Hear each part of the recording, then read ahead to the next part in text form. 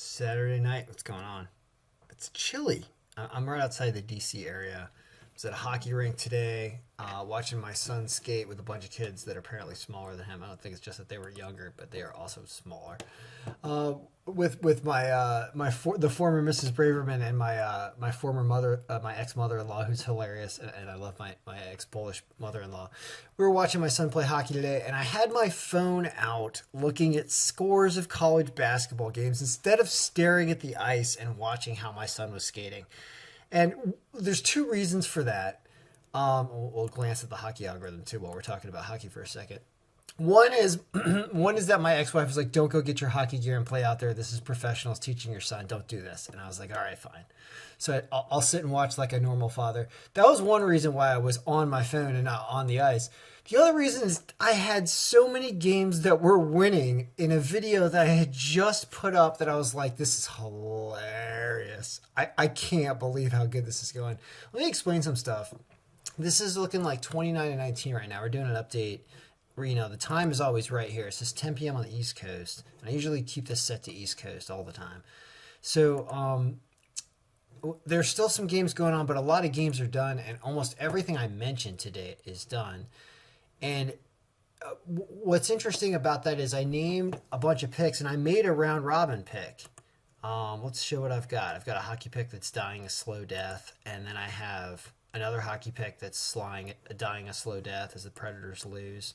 I have a bunch of money on the Blackhawks for no reason because I just love life. I love the underdog there. It's going to be fun to watch. Poor VMI, and now Morgan State, I believe, also does not cover. They're down 11 points with like a minute left. So here's what's going on. There was some amazing stuff in the picks I talked about today. For example, I wagered $175 in terms of round robins, meaning 4 team combinations of these 7 teams all mixed up together, every combination of 4 teams of these 7. And it started off the day amazing. All the things we talked about happened. New Mexico won. Delaware covered and actually came close to winning this game. High Point won at home. CSUN won at home. Brown won, I believe, in a neutral site game, I think it was, or maybe at home. And actually won the game outright as well. So amazing things happened, and we could have won $2,000, $1,800, or really more than 10-1. VMI got to overtime and then lost. That's a bummer. That look how much that reduced the payout by. Right, it would have been $2,000. Now it's $862, and now it looks like Morgan State is down 11 with 59 seconds left. I'm going to say they're not going to cover the 3.5 because that's the way it's looking. They don't deserve it, and they're on the road. What am I doing? What am I doing playing teams on the road? I'll show you what that looks like. But hold on 1 second before I browse even further. See, this is a win. See, this is making $100. I made $100 before I just lost a swing game of another $600. So basically, unless Morgan State does something amazing in the last 47 seconds and puts up like 3 threes in a row, I don't get 862 and I only get 278, right? And what's fun about round robins is that that's awesome. I had $600 riding on a game that I only bet $175 on to begin with. How is that possible? Through the magic of odds. And so it actually, it doesn't make me laugh, losing this game. But even when I had won 5 and I was looking at the $2,000 with big eyes, I was like, nah. I was like, I've seen this before. So you get used to it, and this is still a win, right? You still have an account with $278 in here after this bet. And that's one of the reasons why I love round robins, because they make for an exciting day. And I didn't have to stare at my phone the entire time. I actually saw some of the drills that my son was doing and, made conversation in as much Polish as I can do. I was like, Cześć, oh yeah, hockey, right? So this was a fun college basketball day, and what we talked about, a lot of these things happen. I mean, let's go through the games. There's so many, and because it's so difficult to do a very complete job of going through everything, because we have so many games, just because we have all the data doesn't mean I can really spend the time talking about big upsets and betting strategy. Like, there's so many questions, right, we could go over. And that's another part of this video I want to talk about, which is I feel this is working really well. I mean, even though we only won 60% of the game so far today, the ones that we won, and also this is deceiving because we had home teams in weird setups. Like we had CSUN that was over here that I said play. It looks like a loss here, but it's not a loss. We had CSUN. We had High Point. Like these are things we talked about in the video that were obvious because of the other work I did on the file. It's just, I was really excited to see this happen. And it made me think, all right, great, now it's working. And whenever I see stuff working, it makes me want to put it on autopilot and go do something else. So while I'll be sending out the email to everybody who's paid me for this file tomorrow, I got a bunch of other stuff to do tomorrow outside of caring about college basketball. And I'm happy this is working, and I'm going to set it up, and I'm just going to let her rip and send it to you guys, and I'm not going to do a video unless a bunch of people pay me. Like a bunch of people send me money tonight and are like, hey, I had an awesome day with this. Please do a video tomorrow because I care what you say about it. Then I'll do a video, but I have to be guilted into doing it because I got other stuff to do. So this will be the recap that serves for the update for tomorrow, which I haven't set up tomorrow because I got stuff to do that is not related to college basketball. But I do want to talk about today because it's important that it's working. Like it's officially working now. Like we get enough data to understand when weird stuff happens. We know that betting on Eastern Kentucky Day is basically like putting your money in a mutual fund. You're getting something back on this bet because they're at home and they're the favored team by a 50% margin or something. Like, there's some really interesting things that you can draw from what happened here. And, I mean, look at your home teams, right? I mean, bam, that's what you want. Is you want that string of wins where you can bet an 18 parlay. I moved the lines to this column right here. I moved it closer so we have line spread, and then we can start looking at other stuff. I almost want to move margin over here. You can just grab these things and move them. Bam. Come over here. What's the power of this team? Bam, it's right here. No, that's health. Yeah. So I want to hide health there because I screwed up updating health today.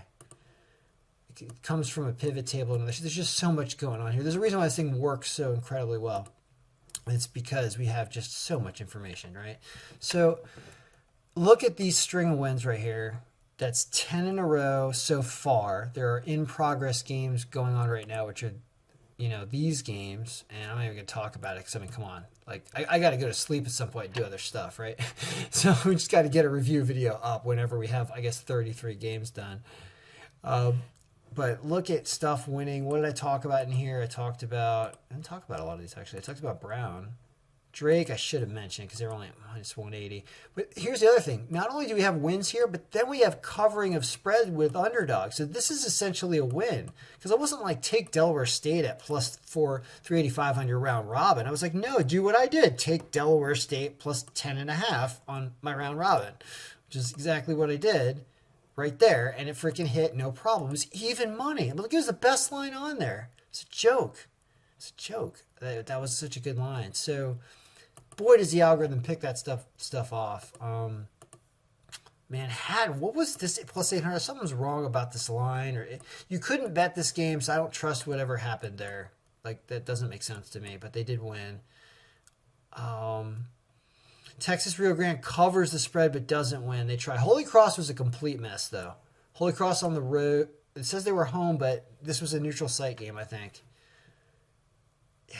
Colorado comes back to beat Duquesne down like 10 points with like 2 minutes left.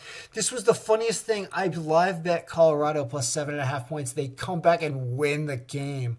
Oh, my God. Duquesne sucks. Hilarious. Never bet on Duquesne. Duquesne is the Jets of college basketball right now. Do not take that team. The New York Jets of college basketball. You heard it here first. All right, so I don't know. So I was just saying there was a lot of stuff that won, and everything I talked about today, they won except for VMI. Sad. They took it to overtime. I don't know what they were sleeping today. Away team's not as good, obviously, especially with margins down below 20%. I mean, look, I guess if we bump for 20%, I know I'm including other games, but we're 3-4 and 4-3, and then overall, you're 31-17 if you bump 20%. You got nice strings of wins. You see how this is like colorful when we're looking at the results? It's like, oh my God, we won a bunch in a row without being wrong. Then we lost one. Then we lost like a chunk. Like we're really wrong in the middle of here. We're wrong with some away teams. We're wrong with some home teams. Well, What if we never ever care about away teams and never bet on an away team again? Like it's a rule that we never do. Then we'll start looking at things that look like this. And I'm tempted to look at home teams with 0 bump because the scores are more accurate when we do it that way too. But look at that. Like, okay, big, huge chunk of wins. Something's wrong with our formula in this area that we lose more than we win at home. And then we have a clean string of wins again, all the way down to a margin of like 10%. And then we lose, which is interesting. That's really weird. I didn't realize we were losing that many home games. But apparently we're wrong against Vegas on these games also. Vegas has these teams as underdogs. So something's wrong in our formula with Hampton. So when I go and analyze the file for tomorrow, I'm going to be like, why did we favor Hampton over Georgia Southern? What part of the standings did that? We can color code it and check. And also see if it's time to add in strength of schedule and other stuff, which we have been omitting so far because it's so early in the season. It's the kind of work I'm going to do on this that I would do tomorrow if I had the time. I don't have too much time, but I'll obviously glance at it and try to get it done to put the best product out possible. But I won't go run around and do a video because I got a million other things to do, and I need to do all this to make it as good as possible. So understand that the compensation factor matters at this point because I haven't even talked about hockey yet. And you know what? We have football tomorrow. I got to do a football video. I also do football. And everyone's asking me to do NBA. And the truth is, this thing could easily be transferred into NBA. Really, totally could. And I probably should do this and sit down one night and turn this into NBA. But then if I do this and turn it into NBA, you know what else happens? Everyone wants NBA every day. Right? And I do think I can create this stuff so fast and get it so automated that it's like, a pretty good product every day, but it's not the best in the world unless you really spend the time. So I'm still figuring out how to do that to get them all to all be, just unbelievable all the time. And I'm sure we'll get there, but I'll start I'll start keeping track of people that tell me they want NBA. We'll put numbers together. If you guys want to send me money for an NBA fund, I will. When that fund gets to like $1,000, I'll create an NBA file one night. Absolutely. And I know there's more than that of people that have told me. So I'll just say that when NBA fund, you send me goes over $1,000, I'll do an NBA file because it's about 4 hours in a night for me to transfer all the NBAs and figure out what we're going to do and the way we're going to distribute player stats. Nobody's stopping you from doing this. If you have a copy of the file, you could try to do it yourself. But I know it's difficult because it obviously is. Anyway. Is there any more college basketball we want to talk about? I mean, it's games that won. I love New Mexico winning. Just understand there's clearly a lot of logic going on here. That's all I can really say. And that going forward, I'm almost exclusively going to give advice about home teams because I just can't say no to winning, to always winning. Like when the coin flips, like you always get the heads when you're home. Like you always guess heads and you get right. And I don't fully understand why that is. I mean, maybe people like waving foam things in front of your face when you're trying to take a free throw and screaming actually causes your free throws not to go in as much when you're in a away team. Like I guess there are legitimate reasons like crowd noise and distractions and who knows what else. But man, God, when you see this, these lines were probably not that bad. They were pretty bad. It's just fascinating to see how well it works. And we can kind of put this on autopilot and put it out in an email every day to people that pay me. And we'll do the videos when we can. Anyway, I just like to see almost everything I say happen in the video. It was really awesome. Hockey. Because I'm not going to do football in this video. I will do football in the morning. Oh my God, we're running out of battery too. Everything really difficult to predict in hockey, actually. Pittsburgh comes out and beats Toronto, right? Nashville loses to Montreal. I mean, what? Montreal puts up like 6. Yeah, Simon Montblanc, starts whatever. They got new guys starting. Minnesota loses. Calgary, I believe, won. Calgary won. That was good. The number 1 pick of the day wins. Doesn't matter that the Islanders are starting at a new arena. Nobody cares. That's a win, not a one. So Calgary wins. Oh, this game wasn't a tie. And this is over. And who won this game? Boston. So I guess that's a win. I don't know. Did we predict Boston? I might have predicted Philadelphia if I look at what the scores would say if they came out. St. Louis and Dallas is still going. All this stuff still going on. Detroit, I believe, is up 1-0, and I have a ton of money on Chicago. So the rest of the night, I'm really exhausted. Right, I got a bunch of other stuff to do, and I just wanted to do one thing. I'm not going to ruin all my friends' day and bet on the Caps because that'll mean that they'll lose. If I care about the Caps game, then they will lose. But Chicago and the fact that the margin is plus 12% right now says that the algorithm is trying to pull a fast one on Vegas. Algorithm's like, you know what? Chicago's going to win this game, and everybody thinks that Edmonton, with apparently Stuart Skinner, if he's actually going. That's a relevant piece of information. Is Principal Skinner going in net for Edmonton is the question.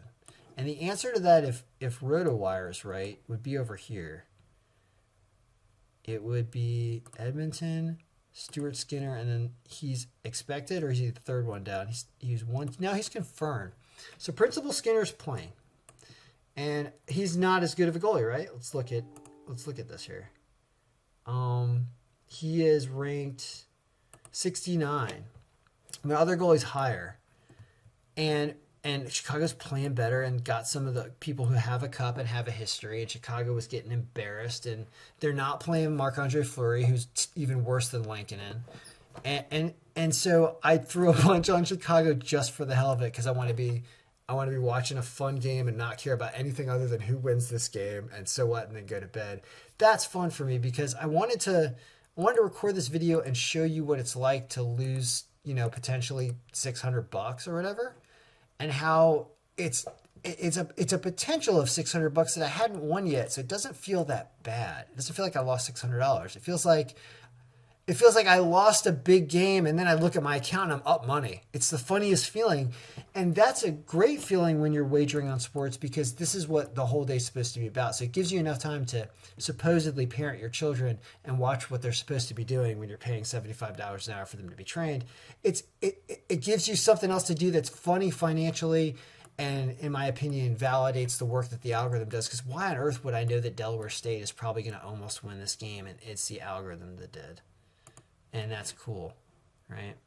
So, I'll send an email, whatever. I got a bunch of stuff to do. Good luck, everyone. Merrily Pricks be winning.